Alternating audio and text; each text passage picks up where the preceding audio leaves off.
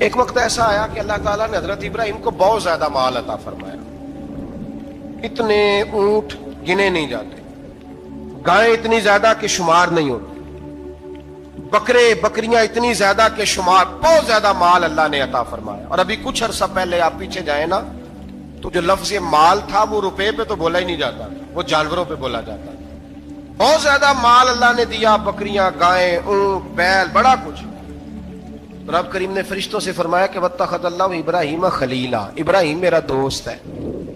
تو فرشتے کہنے لگے یا اللہ جسے اتنا کچھ دیا جائے اس نے دوست تو بننا ہی ہوتا ہے، تو نوازا ہی پڑا ہے، اتنا مال، اتنے کھیت کھلیان، اتنا کچھ. اللہ کریم نے فرمایا جاؤ آزمائش کر لو، امتحان لے لو. فرشتہ امتحان لینے پہنچ گیا. حضرت ابراہیم کے جانور چر رہے ہیں چراگاہ میں، حضرت ابراہیم بھی ہیں، غلام بھی ہیں، بہت بڑا ریوڑ ہے. آپ تشریف فرمائیں. ایک فرشتہ آیا تو کھیت میں چھپ کے بیٹھ گیا اور بلند آواز سے کہنے لگا سبحان اللہ والحمد للہ ولا الہ الا اللہ واللہ. یہ تسبیح بڑی پسند ہے، محبوب نے ان کی فضیلت بیان کی. اب وہ حضرت سیدنا ابراہیم علیہ السلام کھڑے تھے تو وہ کھیت میں بیٹھ کے تسبیح پڑھنے لگا سبحان اللہ والحمد للہ ولا الہ الا اللہ. حضرت ابراہیم کہنے لگے یہ میرے رب کا نام کون لے رہا ہے؟ بڑی اس کی میٹھی آواز ہے، بڑی، کون ہے؟ ڈھونڈنے لگے، گھومتے گھومتے اس کے پاس چلے گئے. فرشتہ انسانی شکل میں، تو میرے رب کا ذکر کر رہا تھا؟ اس نے کہا میں ہی کر رہا تھا. فرمانے لگے یار ایک دفعہ پھر نہیں کرتا؟ تو کہنے لگا ابراہیم پہلے تو میں اپنی مرضی سے کر رہا تھا، تو کہتا ہے تو پیسے لگیں گے، پیسے ہیں تو کر دیتا ہوں. حضرت ابراہیم کہنے لگے بول تو کیا لے گا؟ میرے اللہ کا ذکر سنانے کا کیا لے گا؟ کہنے لگا جتنی بکریاں آپ چلا رہے ہیں ساری دے دے تو میں اللہ کا ذکر سنا دیتا ہوں. اور آپ نے فرمایا بس جا تیری ساری ہوئی، میرے رب کا ذکر سنا. اور پھر شروع ہو گیا سبحان اللہ الحمد للہ ولا الہ الا اللہ واللہ اکبر. حضرت ابراہیم علیہ السلام کیف میں، یار پھر ذرا سنا، نہ علما وچ پھسا سانو، تو یار دی گل سنا سانو، ذرا دوبارہ سنا. میں پھر سنایا، ایک دفعہ پھر کہا. فرشتہ کہنے لگا بس یہ آپ کے پیسے پورے ہو گئے. حضرت ابراہیم کہنے لگے چل ایک دفعہ اور سنا. کہنے لگا پیسے لگیں گے، تو کیا لے گا؟ کہنے لگا گائیں بھینسیں ساری میری. فرمایا بس یار اتنی قیمت، تو سنا صحیح، سارا کچھ ہی تیرا. پھر شروع ہو گیا سبحان اللہ والحمد للہ ولا الہ الا اللہ واللہ اکبر. گائیں دے دیں، بھینسیں دے دیں، وہ ذکر سناتا ہے. حضرت ابراہیم کبھی مچلتے ہیں، کبھی روتے ہیں، کبھی آہیں پڑھتے ہیں. تو میرے رب کا نام لے رہا ہے، ذرا پھر سے لے. کیف جاری ہے. کہنے لگا بس بھائی. حضرت ابراہیم فرمانے لگے تو اور لے لے جو لینا ہے، مجھے ذکر سنا. اس نے کہا ابراہیم بکریاں میں لے چکا، گائے بھینسیں میں لے چکا، اونٹ رہ گئے، سارے لے لوں گا پھر ذکر سناؤں گا. فرمایا جا تیرا ہوا تو ذکر سناتا رہ، میں دیتا ہوں. دے دیا. کچھ دیر ذکر کیا تو اب خاموش ہو گیا.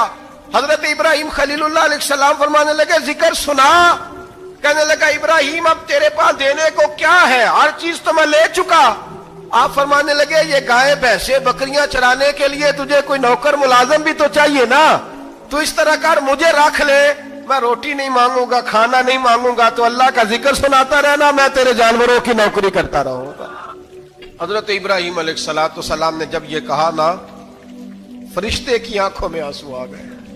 تردامنی پہ شیخ ہماری نہ جائیے، ہم دامن نچوڑ دیں تو فرشتے وضو کریں. فرشتہ رو پڑا اور کہنے لگا ابراہیم مجھے سینے سے لگاؤ، آپ واقعی اس قابل ہے کہ اللہ آپ کو اپنا دوست بنائے، واقعی اس قابل ہے کہ رب آپ کو اپنا. حضرت ابراہیم علیہ السلام کا خدا سے محبت کرنے کا نرالا انداز. حضرت ابراہیم بہت بڑے مہمان نواز تھے. صرف قربانی نہیں دیتے تھے، سارا سال بہت سارا لنگر، بہت سارا کھانا پینا، بہت ساری چیزیں جاری رہتی تھی. اور جتنے غریب لوگ تھے فلسطین کے، ان کو پتا تھا کہ حضرت ابراہیم علیہ السلام کا لنگر جاری ہے. فلسطین میں جب آپ کا قیام تھا، ایک دفعہ ڈھیروں مہمان آ گئے اور کھانے کو کوئی چیز نہیں. حضرت سارہ اور جناب ہاجرہ دونوں اس وقت موجود تھیں. وہ کہنے لگی ابراہیم بہت سارے مہمان آ گئے تو کیا کریں؟ جناب سارہ کہنے لگی کس طرح کر کے ان کی مہمان نوازی کرنی. اور حالات یہ ہیں کہ قحط پڑا ہوا ہے فلسطین میں، مصر میں، دور دراز علاقوں میں. حضرت ابراہیم کہنے لگے یہ اللہ کے مہمان ہیں اور ہمیں رب کریم کا بندہ سمجھ کے آ گئے، اللہ ہی بندوبست کرے گا. فرمانے لگے میرا مصر میں ایک دوست ہے، وہ قحط کے دنوں میں غلہ جمع کر لیتا ہے، میں اس کی طرف پیغام بھیجتا ہوں، مجھے امید ہے وہاں سے غلہ ملے گا۔ 2 3 5 اونٹ والے غلام بلائے اور ان کو کہا کہ جاؤ غلہ لے آؤ مصر کے دوست سے۔ وہ لوگ کہتے ہیں ہم غلہ لینے گئے، وہاں جب پہنچے تو حضرت ابراہیم خلیل اللہ علیہ السلام کا پیغام دیا تو آپ کا وہ دوست کہنے لگا غلہ تو بے شمار تھا، مجھے خبر نہیں تھی کہ حضرت ابراہیم کا پیغام آئے گا، تو میں تو سارا تقسیم کر چکا ہوں، لوگ لے گئے، اب تو کوئی شے نہیں۔ اب وہ خالی آ گئے 5 کے 5 اونٹ۔ جب خالی آئے تو حضرت ابراہیم کی حویلی کی دیواریں چھوٹی چھوٹی تھیں، ان غلاموں میں سے، خادموں میں سے، آپ کے ان چاہنے والوں میں سے ایک کہنے لگا یار وہ غریب تو انتظار کر رہے ہوں گے کہ غلہ لینے گئے، ہمیں روٹی ملے گی۔ چھوٹی چھوٹی دیواریں ہیں، وہ جب دیکھیں گے نا خالی آ گئے تو انہیں تکلیف ہوگی، اس طرح کرو بوریوں میں ریت بھر لیتے ہیں، ریت بھر کے لے جاتے ہیں، بعد میں اندر رکھ کے انہیں سمجھا بہلا لیں گے یا حضرت ابراہیم کو بتائیں گے، وہ خود ہی ان لوگوں کی دل جوئی فرمائیں گے۔ اب غلہ کی جگہ ریت بھر کے اونٹوں پہ رکھ کے لائی گئی، لا کے بوریاں جب رکھ دی گئیں، حضرت ابراہیم علیہ السلام دوپہر کے وقت آرام فرما رہے تھے، بی بی سارا اٹھی، کہتی ہیں جب میں نے دیکھا نا کہ بوریاں پہنچ گئی ہیں تو گئی، غلام کو ساتھ لیا اور اس کو جب کھولا نا تو کہتی اتنی حسین گندم میں نے پہلے کبھی دیکھی نہیں تھی، اتنا پیارا دانا میں نے کبھی ملاحظہ ہی نہیں کیا تھا۔ فرماتی ہیں جب اس کو پیس کر چکی میں روٹیاں پکائیں تو خوشبو دور دور تک پھیل گئی، اعلیٰ غذا بنی، بڑے بڑے کھانے بیبیوں نے مل کے پکائے، چن دیے گئے، حضرت ابراہیم اٹھے تو لوگ کھانا کھا رہے ہیں، سجدہ شکر ادا کیا، اور جب سجدے میں گئے تو وہی آنے لگی، پھر رونے لگے۔ جب پلٹ کر باہر تشریف لائے تو جناب سارا کہنے لگی ابراہیم تمہارا مصری یار بڑا اچھا ہے، اس نے اتنی اعلیٰ گندم بھیجی ہے کہ اتنی تو میں نے پیاری گندم کبھی دیکھی نہیں۔ جناب ابراہیم مسکرائے، فرمانے لگی سارا یہ مصری یار نے نہیں بھیجی، یہ میرے عرشی یار نے بھیجی ہے، یہ میرے عرشی یار نے بھیجی ہے۔ بھائی مہمان نوازی مزاج تھا، ہاتھ لٹا دینا مزاج تھا، دوسروں کی اشک شوئی مزاج تھا۔ حضرت ابراہیم علیہ السلام کا طریقہ ہے قربانی، حضور نے ان کا طریقہ بیان کیا۔ اگر سال کے بعد قربانی دینا ان کا طریقہ ہے تو سارا سال غریبوں کو روٹی دینا بھی حضرت ابراہیم کا طریقہ ہے، سارا سال غریب کی نوکری کرنا یہ بھی حضرت ابراہیم کا طریقہ ہے، بھوکے کو کھانا کھلانا یہ بھی میرے مصطفیٰ کریم سید عالم صلی اللہ علیہ وسلم سے صحابہ نے پوچھا حضور بہترین مسلمان کون ہے؟ بہترین مسلمان تو حضور نے فرمایا جو سلام لینے میں پہل کرے اور غریب کو روٹی کھلانے میں سب سے اچھا ہو، وہ بہترین مسلمان ہے، زبردست مسلمان۔ ہمارے ہاں دعوتیں ہوتی ہیں تو امیروں کی، افطاریاں ہیں تو امیروں کی، اور میرے مصطفیٰ کریم علیہ السلام نے فرمایا بدترین دعوت ہے جس میں امیر بلائے جائے غریب نہ بلائے جائے، وہ بدترین دعوت حضرت ابراہیم کا طریقہ رہا، ساری زندگی مہمان نوازی۔ اور میرے بھائی یہی محبت انہیں میرے مصطفیٰ سے بھی تھی۔ ایک نبی گھر بنا رہا ہے، دوسرا بنوا رہا ہے، حضرت اسماعیل علیہ السلام پتھر اٹھا اٹھا کے لا رہے ہیں، جناب ابراہیم بنا رہے ہیں۔ جب خانہ کعبہ بن گیا تو کہنے لگے ربنا وابعث فیہم رسولا، اے اللہ اب اسے بسانے کے لیے اپنا آخری رسول بھی عطا فرما۔ نبی پاک فرماتے ہیں میں دعا ہوں حضرت ابراہیم کی، اور حضرت ابراہیم سے رب کریم نے فرمایا چل ابراہیم کوئی چیز دے، تو کہا یا اللہ تینوں ہی تیرے نام پہ قربان کرتا ہوں، تیری ہوئی ساری، ہر شے تیری۔ حضرت ابراہیم نے دین کے لیے، آپ شہر بابل کے قریب پیدا ہوئے تھے، وہاں سے مصر آئے، مصر سے فلسطین آئے، اور فلسطین سے آ کر کے کعبہ آباد فرمایا۔ زندگی سفروں میں گزری، سفر ایک تکلیف والی چیز ہے، پر حضرت ابراہیم نے وطن چھوڑ دیا، گھر چھوڑ دیا۔ جان بڑی عزیز ہوتی ہے، تو حضرت ابراہیم نے جب دین کے لیے نکلے تو جد و جہد کی، گھر کے اندر بھی گھر کے باہر بھی۔ آپ کے والد کا نام طارق ہے، وہ توحید پرست تھے، ایماندار تھے، پرہیزگار تھے۔ آپ کے چچا کا نام آزر ہے، وہ بت پرست تھے، بت بیچا کرتے تھے۔ حضرت سیدنا ابراہیم علیہ السلام جب میدان عمل میں نکلے تو حضرت ابراہیم علیہ السلام نے اپنے گھر سے جہاد شروع کیا، لڑنا پڑا، گھر کے اصولوں سے، چچا نے جو رواج بنائے ہوئے تھے اس رواج سے ٹکرائے۔ فرمایا میں اپنے گھر کے اندر یہ بت پرستی نہیں ہونے دیں گا۔ چچا کو ایک دفعہ نہیں بار بار 100 دفعہ سمجھایا، آپ کا چچا بت بنا کے بیچا کرتا تھا. حضرت ابراہیم علیہ السلام تھوڑے بڑے ہوئے تو کہنے لگا کہ چلو میرے ساتھ, تم بھی بت بیچنے ہیں, ہمارا کاروبار ہے. حضرت ابراہیم ساتھ نکلے تو بت پکڑا ہے, گندے پانی کے اندر اس بت کو ڈبوتے ہیں, کہتے ہیں کسی نے خریدنا ہے تو خرید لو, نہ یہ نفع دے سکتا ہے نہ نقصان دے سکتا ہے, جو اپنا آپ نہیں بچا سکتا تمہیں کیا بچائے گا, خریدنا ہے تو خرید لو. چچا کہنے لگا تو کاروبار چمکا رہا ہے کہ تباہ کر رہا ہے. گھر میں بڑے معاملات خراب ہوئے, جھگڑے ہوئے, لیکن حضرت ابراہیم علیہ السلام ایک منٹ کے لیے بھی اپنے گھر کے اندر بھی کمپرومائز کرنے کو تیار. یہ تھوڑا مشکل میں نے پہلو چھیڑ دیا ہے, یہ تھوڑا مشکل پہلو چھیڑ دیا ہے. بڑا سمجھدار آدمی ہے پر بیوی سے پردہ نہیں کرا سکتا, سیانا ہے, پنچایت کا بندہ ہے, جو اس سے آپ کہیں گے وہ بات یہ سنائے گا, لیکن کہتا نہیں جی میں نے کوشش کر لی ہے. کس قسم کی کوشش ہے صاحب, کیسے ہو گیا؟ حضرت ابراہیم علیہ السلام نے گھر کے اندر سے فرمایا نہیں کرنے دوں گا, گھر کے اندر بھی ٹکرائے, فرمایا تم جو بھی ہو پاش پاش کیا چچا کے اصولوں کو, اور باہر جب نکلے تو صرف علاقے کے چیئرمین سے نہیں ٹکرائے, ایم پی ایم این اے وزیر مشیر سے نہیں ٹکرائے, سپر پاور نمرود دنیا کا واحد حکمران تھا اس وقت, دوسرا کوئی حکمران ہی نہیں تھا, اکیلے حکمران سے جا کر ٹکرائے.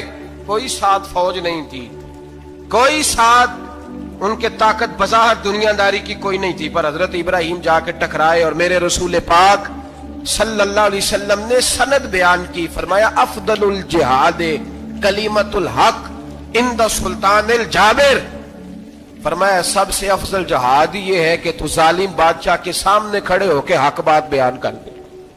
یہ سب سے بڑا جہاد ہے, یہ سب سے افضل الجہاد کلمۃ الحق عند سلطان الجابر, سب سے بڑا جہاد. حضرت ابراہیم کھڑے ہو گئے, سپر پاور سے ٹکرائے. یہاں ہم لوگ حکمتوں کا شکار ہیں, دیکھیں گے, کریں گے, سوچیں گے, اور مولوی صاحب کو ویسے کہتے ہیں آپ پرہیز کریں سیاسی باتوں سے. بھئی اللہ کے ہر نبی نے جا کے وقت کے ظالم حکمران کو لتاڑا ہے, للکارا ہے, یہ تو مشن انبیاء ہے. حضرت سیدنا ابراہیم علیہ السلام نے اس کو جا کے کہا کہ تو جھوٹ بولتا ہے, تو جھوٹا ہے, تو خدائی کا دعویٰ کرتا ہے, تو بہت بڑا ظالم ہے. اور قرآن مجید نے اس ساری بات کو بیان فرمایا. حضرت ابراہیم علیہ السلام سے کہنے لگا میں رب ہوں, تو آپ نے فرمایا میرا رب تو وہ ہے جو زندہ کرتا اور مارتا ہے. تو پھر آپ حق بات بیان کریں گے تو اللہ مارے گا کہ بندہ مارے گا؟ کچھ بھی نہیں ہوتا, کیونکہ زندگی موت کس کے ہاتھ میں ہے؟ اللہ کے ہاتھ میں. زندگی موت اللہ, کچھ بھی نہیں ہوتا. انسان صحیح سمت کا تعین کرے اور صحیح چلے. حضرت علی شیر خدا سے کسی نے کہا تھا کہ آپ کے بڑی دشمنی ہے, کوئی محافظ رکھ لیں. آپ فرمانے لگے موت خود بہت بڑی محافظ ہے, وقت سے پہلے آتی ہی نہیں, بڑی محافظ ہے وقت سے پہلے. علامہ نورانی رحمت اللہ تعالی علیہ کراچی جیسے شہر میں رہا کرتے تھے, جہاں گام گام پہ خطرہ تھا. لوگوں نے کہا حضرت اتنے بڑے لیڈر ہو, آپ کی جماعت کی 62 سیٹیں ہوئی قومی اسمبلی میں, ایک ایسا وقت بھی آیا تو کوئی ایک آدمی بندوق والا. آپ فرمانے لگے مجھے ضرورت ہی نہیں, اس لیے کہ جس خدا رسول کے لیے میں نکلا ہوں وہ خود ہی حفاظت کرنے والے ہیں, ضرورت نہیں ان چیزوں. تو بھائی حضرت ابراہیم ٹکرائے, اور آپ کا انداز کیا ہے؟ جا کے کہا کہ تو نہیں, خدا وہ ہے جو زندہ کرتا. اور اس نے ایک بیوقوفوں جیسی دلیل دی. ایک آدمی کو کل پھانسی دینی تھی تو اس کو بلایا, کہنے لگا تجھے کب پھانسی ہے؟ اس نے کہا کل. کہنے لگا جا تجھے آزاد کیا, زندگی دی, اس کو چھٹی دے دی. ایک عام آدمی بیچارہ بیٹھا تھا, اس کو پکڑ کے نا کہنے لگا اس کی گردن اڑا دو. کہنے لگا دیکھ لو میں بھی زندہ کرتا اور مارتا ہوں, وہ جو کل مرنے والا تھا میں نے زندہ کر دیا ہے, اور جس کو پتہ ہی نہیں تھا کہ میں نے مرنا ہے اسے پکڑ کے میں نے مار دیا ہے. یہ بیوقوفوں جیسی دلیل ہے. حضرت سیدنا ابراہیم علیہ السلام چاہتے تو اسی وقت دلیل توڑ دیتے کہ تو کیا بیوقوفوں جیسی بات کر رہا ہے, اگر تو زندگی دیتا ہے تو مرے ہوئے میں جان ڈال کے دے جس کو تو نے مارا ہے. لیکن حضرت ابراہیم نے دیکھا کہ بیوقوف ہے, بیوقوفوں سے بحث نہیں ہوتی, دلیل بدل لی جاتی ہے, ان کی عقل کے مطابق بات کی جاتی ہے. حضرت ابراہیم فرمانے لگے میرا رب وہ ہے جو سورج مشرق سے نکالتا ہے اور مغرب میں غروب کرتا ہے. تو اگر رب ہے تو تو مغرب سے نکال کے مشرق میں غروب کر. فبہت الذی کفر, کافر لاجواب ہو گیا. اس کے پاس اس چیز کا کوئی جواب نہیں تھا. علامہ اسماعیل حقی نے خوبصورت فقرہ لکھا ہے, خوبصورت, جان ڈال دی ایک جملہ کہہ کے. حضرت سیدنا علامہ اسماعیل حقی رحمت اللہ علیہ فرمانے لگے, چونکہ نمرود بیوقوفوں جیسی باتیں کر رہا تھا, اگر وہ یہ کہہ دیتا نا کہ میں سورج کو نکالتا ہوں مشرق سے, میں غروب کرتا ہوں معاذ اللہ مغرب میں, میں نکالتا ہوں, تو آپ اپنے رب سے کہیے کہ وہ مغرب سے نکال کے مشرق میں غروب کرے. علامہ اسماعیل حقی فرماتے ہیں رب کریم کی آواز قدرت تھی, مالک حضرت ابراہیم علیہ السلام کے اس, اگر وہ کہہ دیتا اور حضرت ابراہیم دعا کر دیتے تو رب کریم نے فرشتوں کو تیار بٹھایا ہوا تھا. فرمایا اگر یہ کہہ دے میرے خلیل سے کہ سورج مغرب سے نکال کے مشرق میں غروب کرنا ہے تو تیار رہنا, جس طرح خلیل کہیں گے ویسے ہی کر دیں گے.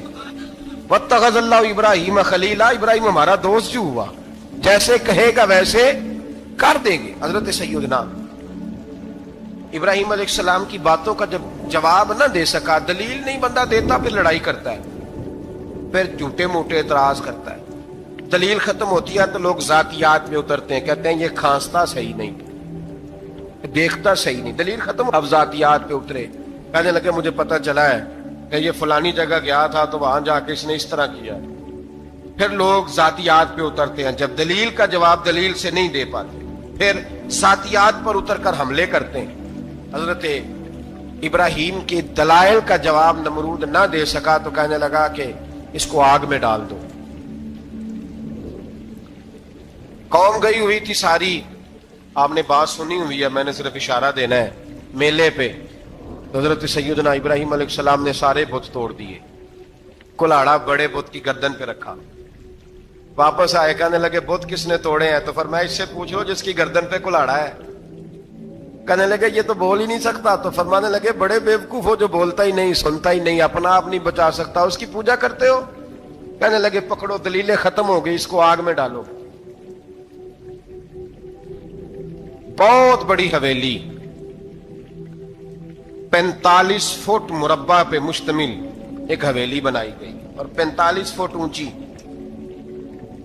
مختلف روایات, علامہ اسماعیل حقی کہتے ہیں کہ 3 مہینے تک نمرود نے کہا کہ اس کے اندر لکڑیاں ڈالو.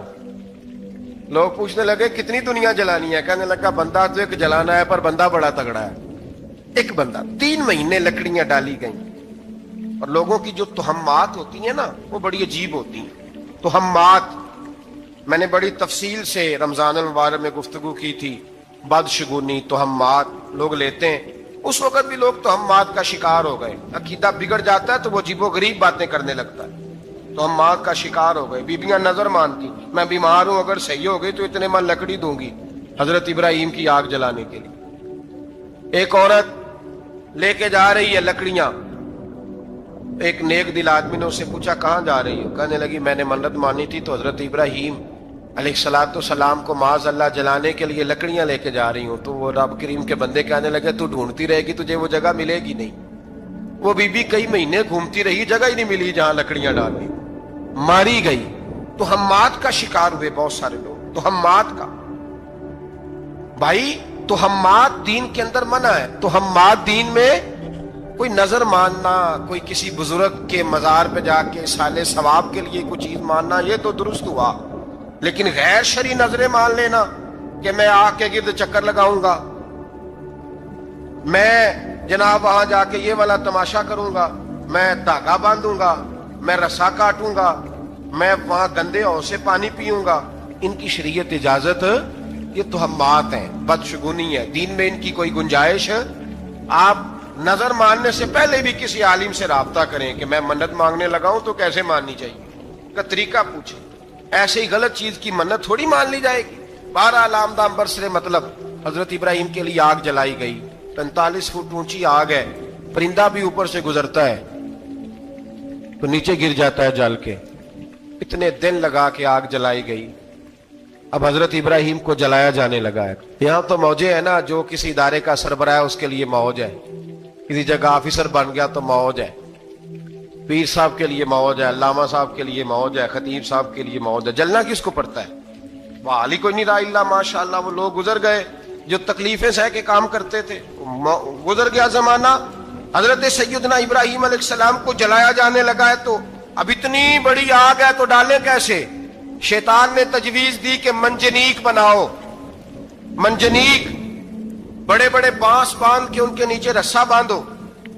وہ جس طرح جھولنے کے لیے جھولا بنایا جاتا ہے اس طرح ایک منجنیق پرانے زمانے میں اس میں پتھر رکھ کے پھینکے جاتے تھے دشمنوں پہ. وہ منجنیق بنائی گئی کہ دور سے حضرت ابراہیم کو پھینکیں گے. ہاتھ حضرت ابراہیم کے باندھ دیے، پاؤں مبارک باندھ دیے، پوری زمین پہ ایک نام لینے والا خدا کا. اور اس کو آج رسیوں میں جکڑا ہوا ہے. جب پھینکا جانے لگا نا آگ میں تو پورے رونے لگے، فرشتے تڑپنے لگے، اے اللہ یہ کیا ہونے لگا ہے؟ ایک تیرا خلیل اور وہ بھی آگ میں. فرمایا جاؤ جا کے اس سے کہو اگر تمہاری مدد لیتا ہے تو اسے بچاؤ. ہوا کا فرشتہ آیا، کہا ابراہیم اگر تو کہے. او بھائی ان چیزوں کو کہانی سمجھ کے نہ سنا کریں، یہ داستان نہیں، یہ وہ طریقے ہیں جو ہمارے رسول نے ہمیں اپنانے کا حکم ارشاد فرمایا ہے. جو عقیدے، یہ وہ نظریات ہیں جو ہمیں اوڑھنے کو کہا گیا. اپنے رب کریم کی رضا پہ راضی رہنے کے یہ وہ خوبصورت مواقع ہیں صوفیاء نے جن کو بنا کر سمجھا کر ہم تک پہنچایا ہے. یہ ہے اہل طریقت کی باتیں. وہ کہتے ہیں یار جس حال میں رکھے راضی رہنا ہے. حضرت ابراہیم علیہ السلام کو پھینکا جا رہا ہے، فرشتہ آیا، اے اللہ کے خلیل اگر حکم دو تو اتنی ہوا چلاؤں کہ نمرودی جل جائیں سارے، آگ ان پہ پھینک دی جائے. آپ نے فرمایا تو جا، تجھ سے مجھے کوئی کام نہیں. تھوڑی دیر کے بعد پانی کا فرشتہ آیا، کہا حضور اتنی بارش برساؤں گا کہ آگ بجھ جائے گی. فرمایا تو جا، تجھ سے کوئی کام نہیں. اب جب منجنیق میں رکھ دیے گئے، آگ میں جانے کا لمحہ ہے، تیاری ہے، حضرت جبریل امین حاضر خدمت ہوئے. کہا ابراہیم کوئی حاجت؟ فرمایا تجھ سے کوئی نہیں. کہا چلو مجھ سے نہیں تو رب کریم سے ہی بات کر لو، مجھے پتا ہے میں چھوٹا ہوں، آپ مجھ سے مدد کیوں لوگے، رب کریم سے ہی بات کر لیں. تو حضرت ابراہیم کہنے لگے جبریل یہ بتا رب کو نہیں پتا اس کا خلیل کس حال میں ہے؟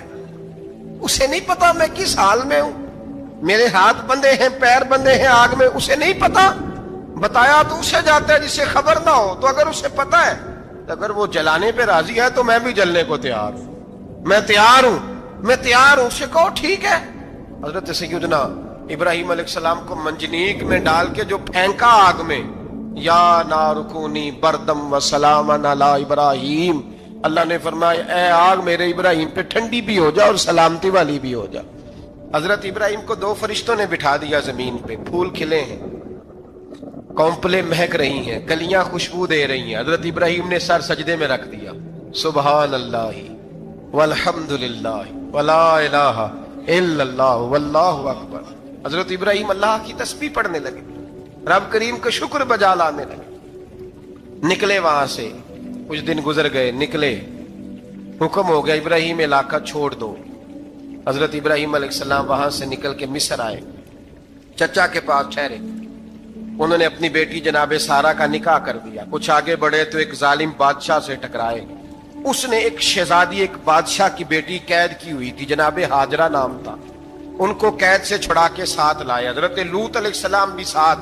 یہ 4 لوگوں کا قافلہ چلا، فلسطین میں جا کے پڑاؤ ڈالا، گھر بار چھوڑا، تبلیغ شروع ہوئی. حضرت ابراہیم کے گھر میں 2 خواتین ہیں، ایک آپ کی بیوی ہیں، ایک حضرت ہاجرہ ہے. اولاد کوئی نہیں. بڑا میوہ ہے میٹھا. گھر وہی آباد ہوتا ہے جس میں بچے روتے ہیں، گھر ہوتا ہی وہ ہے جس میں بچوں کی چنچناہٹ ہوتی ہے، بھن بھناہٹ ہوتی ہے. حضرت ابراہیم نے ایک بچہ روتے ہوئے دیکھا تو آنکھوں میں آنسو آئے، کہنے لگے ربی حب لی من الصالحین، یا اللہ مجھے بھی نیک اولاد عطا کر دے. حضرت سارہ نے سن لیا، کہنے لگی ابراہیم شاید میرے بطن سے تو آپ کو نصیب نہیں، ہاجرہ سے نکاح کر لو. جناب ہاجرہ سے نکاح ہوا. اللہ تو بڑا بے نیاز ہے، رب کریم نے حضرت اسماعیل جیسا خوبصورت بیٹا عطا فرمایا. بیٹا کالا سیاہ بھی ہو تو سینے کی ٹھنڈک ہوتا ہے، پر یہ تو وہ بیٹا ہے جس کی پیشانی میں نور محمدی چمکتا ہے صلی اللہ علیہ وسلم. حضرت سیدنا اسماعیل علیہ اتنے خوبصورت. اب جس بیوی کے ہاں بیٹا تھا، بیٹھنا اٹھنا بھی زیادہ اس کے پاس، آنا جانا بھی اس کے پاس، توجہ ادھر ہو گئی. جناب سارہ رشک کرنے لگی. ایک دن کہنے لگی اسے چھوڑا جنگل میں، بعد یہ غیر ذی زرع مکے کے پاس. بھائی ایک بیٹا عالم دین بنا لو. کہنے لگا روٹی کہاں سے کھائے گا؟ تیرے 5 بیٹے ہیں، کو حافظ قرآن بنا، کہتے روٹی کہاں سے کھائے گا؟ وہ بچہ بھی کہتا ہے میں کہاں سے کھاؤں گا؟ حضرت ابراہیم علیہ السلام تو چند مہینے کا بچہ چھوڑ آئے، تو کہاں سے روٹی کھائی حضرت اسماعیل نے؟ کہاں سے کھائی ان کی اماں نے روٹی؟ بھوکے مر جاتے ہیں یہ سارے۔ میں بڑی ذمہ داری سے کہا کرتا ہوں کہ جتنی خوبصورت روٹی اللہ کریم دین کے خادموں کو عطا کرتا ہے شاید کسی اور کے نصیب ہوتی ہو، لیکن ہم لوگ توجہ ہی نہیں کر رہے، ہمارا ذوق ہی نہیں بن رہا، ہم یہ محنت ہی نہیں کر رہے کہ قوم کو مستند علماء کی ضرورت ہے، علاقوں کے علاقے خالی ہیں، ادھر ہمارا مزاج ہی نہیں بن رہا، توجہ ہی نہیں دین کی خاطر۔ اور پھر چلے بچے تو بعد کی بات ہے نا، جو ابھی خود جوان ہے وہ بھی تو یہ دعا، ایک صاحب مجھے کہنے لگے میں دعا مانگ رہا ہوں اللہ مجھے بیٹا دے تو میں اسے دین پہ لگاؤں گا، تو میں نے کہا آپ بھی بوڑھے نہیں ہوئے، آپ خود ہی لگ جائیں، بیٹا تو ابھی آئے گا تو لگے گا نا، تو آپ تو اس وقت ہے تو آپ تو پہلے لگے نا صاحب، 2 گھنٹے تو نکال کے آئے، دین سیکھنے کو کافی ہے۔ آپ اتنی لمبی سوچ رہے ہیں کہ بچہ آئے گا تو بڑا ہوگا تو وہ جائے گا تو دیکھی جائے گی، ابھی تو آپ ہیں تو آپ تو آؤ۔ حضرت ابراہیم نے بچہ وہاں چھوڑا۔ یہاں سے جو عمرہ کرنے لوگ جاتے ہیں نا، جو حج کرنے جاتے ہیں، ان کو پتا ہے کہ وہاں دنیا کی ہر نعمت ملتی ہے، پھر بھی ڈبل ٹرپل پیسے لوگ جیبوں میں ڈال کے جاتے ہیں۔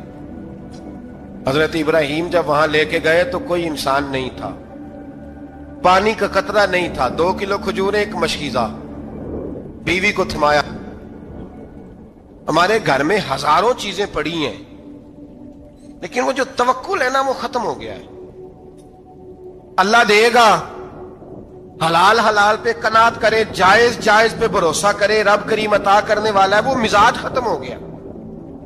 حضرت سیدنا ابراہیم علیہ السلام 2 کلو کھجوریں، 1 مشکیزہ پانی کا دے کر کے، اور وہاں بٹھایا آپ نے اپنے بچے کو اور اپنی زوجہ جناب ہاجرہ کو، اور بٹھا کر کے یہ واپس پلٹنے لگے تو حضرت ہاجرہ سلام اللہ علیہ نے آواز دی، کہا ابراہیم کس کے سہارے پہ چھوڑ کے جا رہے ہیں؟ جہاں آب زمزم کا کنواں ہے نا، جو لوگ گئے ہیں انہوں نے صفا مروہ کی صحیح کی ہے، صفا مروہ سے باہر نکلے نا، سرکار کی ولادت کا مقام ہے، اس جگہ پہ آب زمزم کا کنواں تھا، وہاں حضرت سیدنا ہاجرہ کو بٹھایا، کوئی چیز نہیں، کوئی درخت نہیں، کوئی کھیت نہیں، کوئی پانی نہیں، کوئی کنواں نہیں، وہاں بٹھایا اور بٹھا کر کے نکلنے لگے تو جناب ہاجرہ فرمانے لگی ابراہیم کس کے سہارے پہ چھوڑ کے جا رہے ہو؟ کہنے لگے اللہ کے سہارے پہ۔ تو پاک باز بی بی نے ایک لفظ پوچھا، کہا ابراہیم یہ میرے رب کا حکم ہے، یہ میرے بس جن کا عقیدہ توحید مضبوط ہو ان کے لیے ایک جملہ کافی ہوتا ہے، یہ میرے اللہ کا حکم ہے؟ تو جناب ابراہیم علیہ السلام فرمانے لگے ہاجرہ ہاں رب کا حکم ہے۔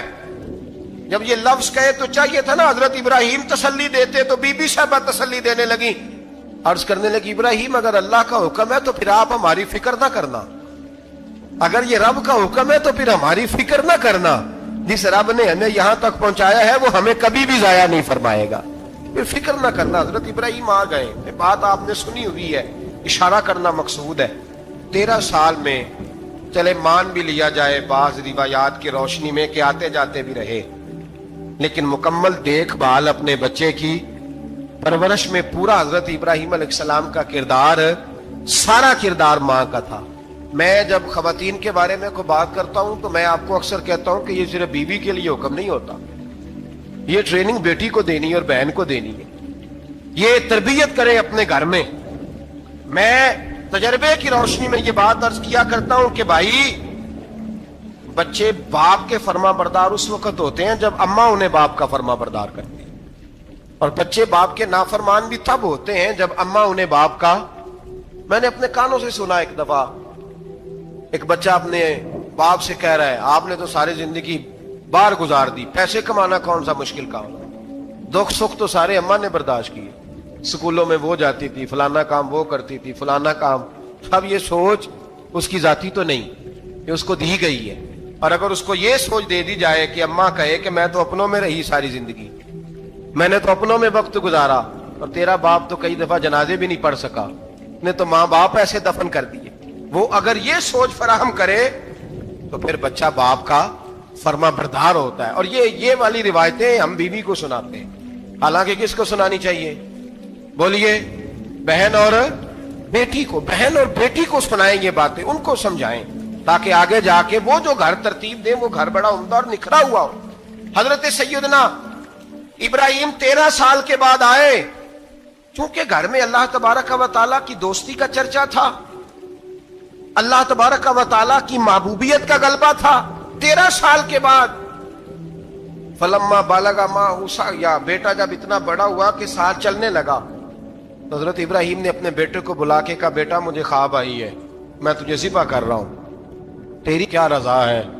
تو حضرت اسماعیل کہنے لگے یا ابت افعل ما تؤمر، ابا جی اللہ جیسے حکم دیتا ہے میرے ساتھ ویسے ہی کریں، جیسے اللہ حکم دیتا ہے ویسے ہی بولیے، ویسے ہی کریں۔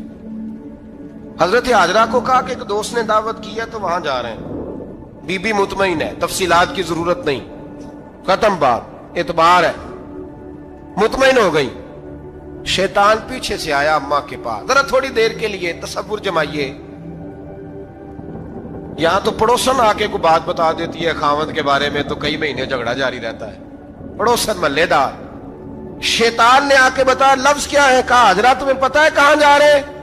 کہا دوست کی دعوت میں۔ تو کہنے لگے دوست کون ہے؟ رب کریم، اور ابراہیم کا خیال ہے کہ اس رب نے مجھے حکم دیا ہے کہ میں ذبح کروں۔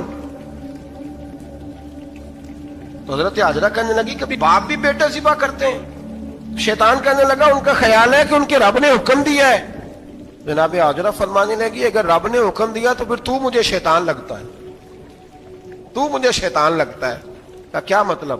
فرمانے لگی اگر رب کریم کا حکم ہے تو میرے پاس ایک اسماعیل ہے، اگر 1000 بھی ہوتے میں سارے اللہ کے راستے میں پیش کر دے دیتی، مالک کا ہی تو ہے سارا کچھ، اسی کا ہے، اس میں لیت اللہ کی کیا گنجائش؟ حضرت سیدنا ابراہیم علیہ السلام نے بیٹے کے حلق پہ چھری رکھ بھی دی اور چھری چلا بھی دی، رکھ بھی دی، اور وہ تو اللہ کریم نے فرمایا یا ابراہیم قد صدقت الرؤیا، ابراہیم تو نے خواب سچا کر دکھایا، وہ قیامت تک تیرا نام رہے گا۔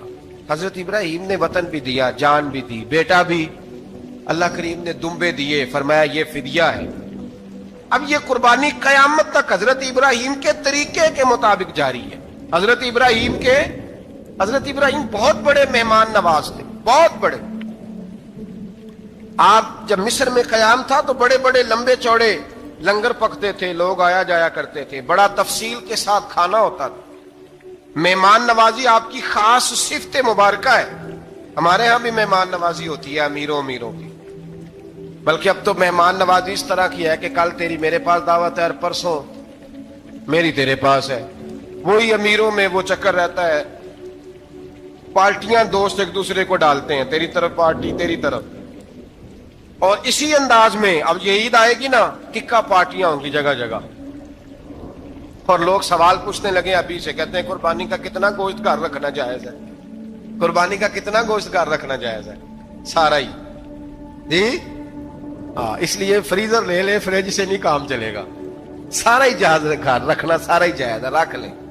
او خدا کے بندے، قربانی وہ بندہ دیتا ہے جو سارا سال ہی گوشت کھاتا ہے، صحیح کہہ رہا ہوں؟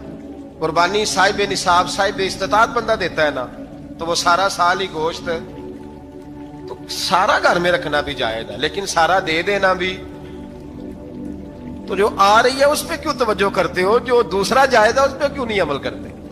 سارا تقسیم کر دیں، بات ختم ہوئی۔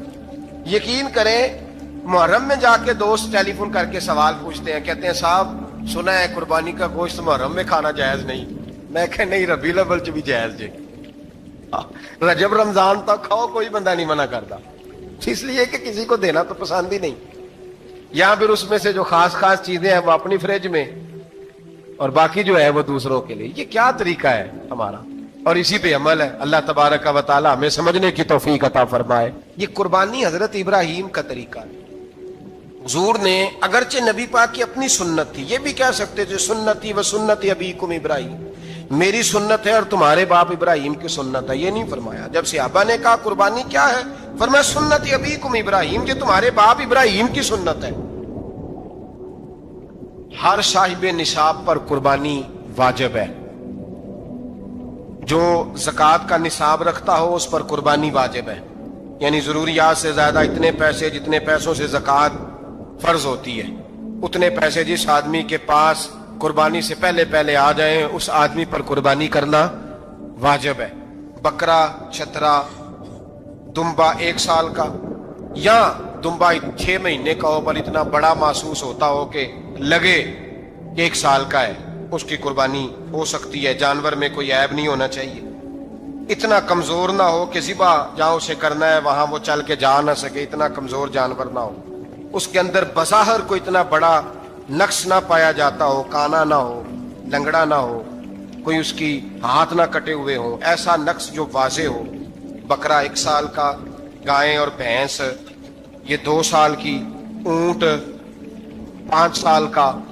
अब इसमें यह है कि हमारे बहुत सारे दोस्त, चूंकि हम देहाती लोग हैं, तो पूछते हैं कि दोंदा नहीं है तो चौगा नहीं है, तो ये हमारी पंजाबी की इस्तिलाहात है, पंजाबी की। शरीयत इस्लामिया ने साल बताए हैं, ये तो हमने अपनी आसानी के लिए, या देहातों में जो माहौल था इस तरह का जानवर लें, खूबसूरत जानवर लें। जो निशाब है वो भी मैंने आपको बताया, लेकिन एक और पहलू भी है। नबी पाक सल्लल्लाहु अलैहि वसल्लम पे ज़कात कभी फर्ज नहीं हुई, कभी हुजूर पे ज़कात फर्ज नहीं हुई। नबी पाक सल्लल्लाहु अलैहि वसल्लम के पास इतना सरमाया कभी इकट्ठा हुआ ही नहीं कि ज़कात फर्ज हो। लेकिन नबी पाक के सहाबा फरमाते हैं कि मदीने के 10 सालों में अल्लाह के रसूल ने हर साल कुर्बानी फरमाई है, हर साल कुर्बानी दी।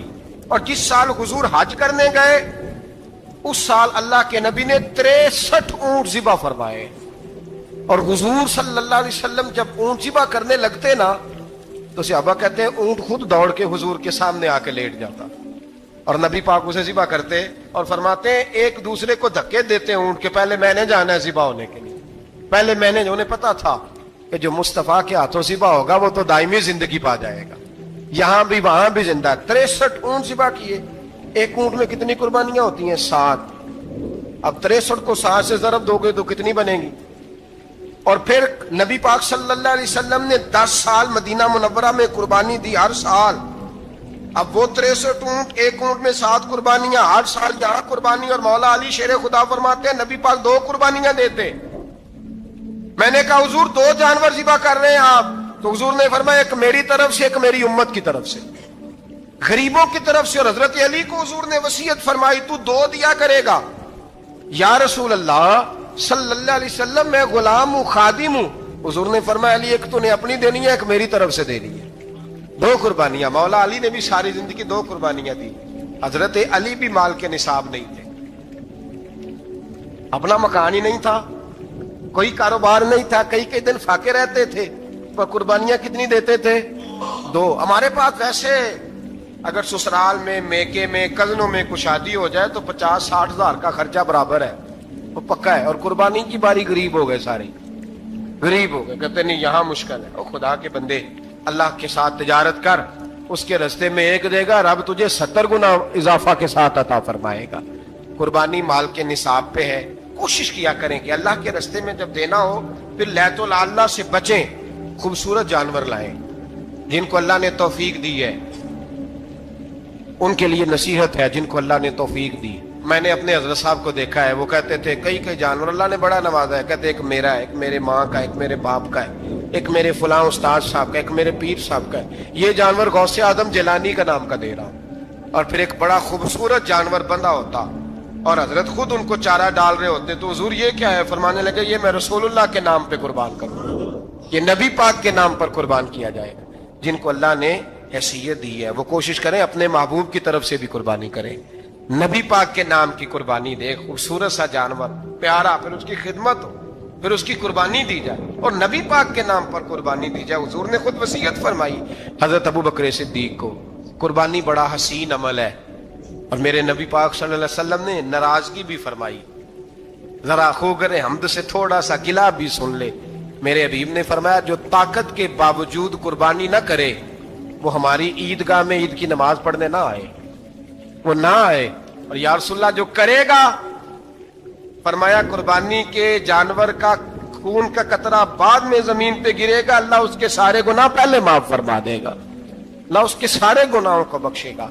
कुर्बानी करें, खूबसूरत अंदाज में करें, अल्लाह की रिजा के लिए। बुजुर्गों ने लिखा है 3 हिस्से करो गोश्त के, एक घर में रखो, एक रिश्तेदारों में बांटो, पड़ोसियों में बांटो, और तीसरा फकत गरीबों को दो। लेकिन मैं अक्सर ये सोचता हूं کہ ہمارے ہاں قربانی کرتا ہی وہ ہے جن کے گھر میں ہر جمعرات کو چھوٹا گوشت پکتا ہے، اور جن کے گھر میں ہفتے میں 3 دفعہ مرغی کا گوشت پکتا ہے، وہی تو قربانی دینے کے قابل ہوتے ہیں۔ تو وہ بھی اگر قربانی کے بکرے میں سے بھی تیسرا رکھنا چاہیں تو اجازت تو ہے، میں نے کہا سارا رکھنے کی بھی اجازت ہے، لیکن اگر آپ مہربانی کریں، کوشش کریں کہ یار ہم تو سارا سال ہی کھاتے ہیں، اور ہمارے یہاں جو گوشت تقسیم ہوتا ہے نا وہ بھی باری لگی ہوئی ہے، ادھر سے پلیٹ آئی تھی گوشت کی تو ادھر سے بھر کے چلی گئی، بھئی اس نے کی ہے، اس کو بار بار گوشت دینے کا کیا مطلب ہے؟ آپ یہ دیکھیں عزیزوں میں، رشتہ داروں میں، اور میں اگر تھوڑا سا آپ کی توجہ کرانے میں کامیاب ہو جاؤں تو سفید پوش لوگوں کو دیکھیں، کچھ سفید پوش ہیں، سفید پوش جن کے اوپر قرضے ہیں، بیماریوں نے جکڑ لیا ہے، گھر میں بڑے بڑے سخت مریض آ گئے ہیں، سفید پوش پہلے دیا کرتے تھے، آپ ان سے پوچھتے ہیں صاحب قربانی، تو بات کو ٹالتے ہیں، وہ کہتے ہیں سوچ رہا ہوں کوئی حصہ اسا ڈال جائے، پردہ پوشی کرتے ہیں، کہتے ہیں کہیں حصہ رکھا ہوا، پردہ پوش۔ اکثر وہ لوگ قربانی نہیں دے پاتے، اکثر دیا کرتے تھے اب نہیں دے پا رہے، کیوں؟ اس لیے کہ مشکلات ایسی آ گئیں۔ ان لوگوں کا خیال کریں، ان کے گھروں تک گوشت پہنچا کے آئیں، ان پر توجہ کریں۔ وہ سفید پوش آدمی کبھی ذکر نہیں کرے گا، کچھ تو ایسے ہیں جو خود پہنچ جاتے ہیں کہ ہمیں گوشت دیا جائے، لیکن کچھ سفید پوش ہیں لا یسألون الناس الہافا، اللہ فرماتے ہیں کچھ لوگ لپٹ لپٹ کے سوال نہیں کرتے، سفید پوشی کا بھرم رکھتے ہیں، کا مزاج نہیں۔ ان کی طرف دیکھیں، اپنے رشتہ داروں کو دیکھیں، خاص کر ان رشتہ داروں کو دیکھیں جن کا آپ کو پتہ ہے کہ غریب ہیں، مجبور ہیں، ان کے گھروں میں گوشت بھیجیں، غریب بیٹیوں غریب بہنوں کا خیال کریں۔